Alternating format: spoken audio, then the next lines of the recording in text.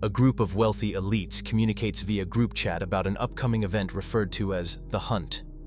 Among them are Athena Stone, the group's ringleader, Ted the Doctor, Richard, Liberty, Martin, Peter, Crisis Mike, Miranda, Julius, and their tactical consultant Sergeant Dale.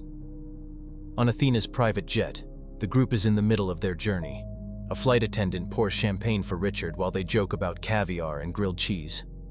Suddenly, Randy, one of the strangers who was supposed to be on the hunt, regains consciousness early and stumbles into the cabin, dazed and confused. Ted claims to be a doctor and approaches him calmly under the pretense of helping him, then stabs him in the neck with a pen to subdue him. Randy grabs a wine bottle as a weapon and swings at the group. Athena calmly walks over and stabs him in the eye with her high heel, killing him instantly. It is made clear that the strangers were transported to the manor by elites on Athena's private plane, and Randy woke up before he was supposed to. Later, 11 strangers, not 12 as previously thought, mysteriously wake up in the middle of a wooded clearing. The strangers are Gary, Don, Yoga Pants, Staten Island, Trucker, Crystal Creasy, Dead Sexy, Target, Big Red, Bandana Man, Vanilla Nice.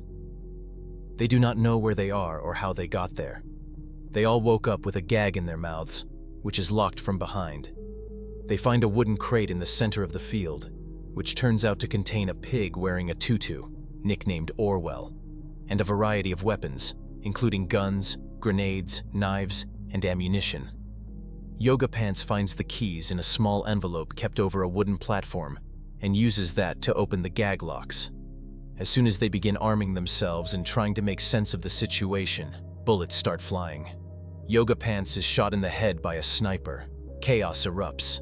Dead Sexy runs and falls into a concealed pit of sharpened spikes. Trucker tries to help her, but steps on a landmine and explodes. The fire seems to be coming from the command bunker a fair distance away from the clearing, but with a clear line of sight, manned by the elites, who watch the victims through scopes and cheer at successful kills. Some of the remaining strangers flee toward a perimeter fence and discover a road and think they are near civilization. Target attempts to climb over a chain-link fence at the edge of the woods, but is shot multiple times by arrows, then killed by a grenade. The remaining survivors, including Staten Island, Vanilla Nice, and Big Red, make it over the fence and run into what appears to be a normal gas station. Inside, they meet two seemingly kind older attendants, Miranda and Julius. The place appears to be a real working gas station, complete with snacks, soda, and newspapers, and Miranda tells them they're in Arkansas, near the town of Elaine. Staten Island makes a 911 call using their phone and says that a group of people has been abducted and is in the Manorgate scenario, a conspiracy theory claiming elites are hunting humans for sport. The 911 call receiver listens, but turns out to be part of the conspiracy. Miranda and Julius, who are actually elites in disguise, poison Big Red with tainted food, and Vanilla Nice with poisoned gas, then shoot Staten Island. They drag the bodies away, clean the gas station, and reset the scene in case any more survivors arrive. Shortly after, Crystal Creasy arrives. Calm and observant, she immediately notices inconsistencies. The price of cigarettes is incorrect for Arkansas. Sensing something is off, she turns on Miranda and Julius, quickly killing both in a brutal shootout. Outside, she examines a parked truck and discovers the license plate is fake.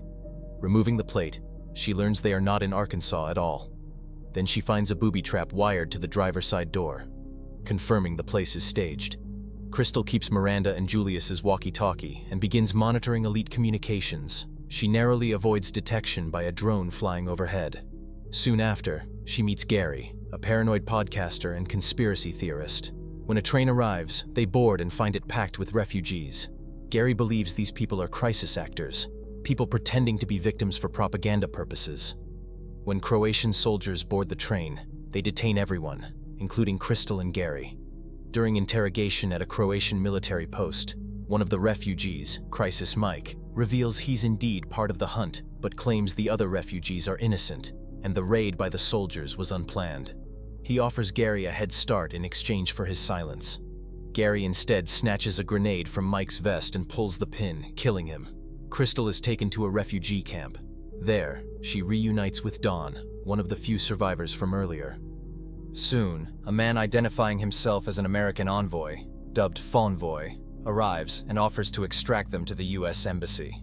During the drive, Crystal becomes suspicious when Fawnvoy misuses military terminology and shares too much knowledge about her.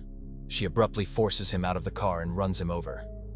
Searching the trunk, she finds Gary's body, a map of the manor grounds, and a box labeled bribe money, confirming her suspicions. Crystal and Dawn follow the map to the elite's base. There, Crystal kills several elites: Richard, Peter, Martin, Liberty, and the now reluctant Ted. Sergeant Dale, their tactical consultant, attempts to fight back but is wounded. Dawn suddenly receives a radio call from Athena, asking if Crystal is dead. Crystal hesitates, and Dawn appears conflicted, unsure whom to trust. When he aims his gun at her, she shoots and kills him. Crystal then tortures Sergeant Dale for information and learns Athena's exact location. During the interrogation, she also reveals that she's a combat veteran who served in Afghanistan, which explains her resilience and tactical skills throughout the hunt. We then learn the backstory of the entire operation. A group chat joking about the idea of hunting deplorables was leaked to the public, fueling a conspiracy theory known as Manorgate. Although initially false, the fallout from the leak destroyed the elite's careers and reputations. In revenge, they decide to make the conspiracy real, abducting people they believe to have helped spread it online. Athena personally selected Crystal after seeing a social media post she believed was from her. In the final confrontation, Crystal arrives at Athena's luxurious house.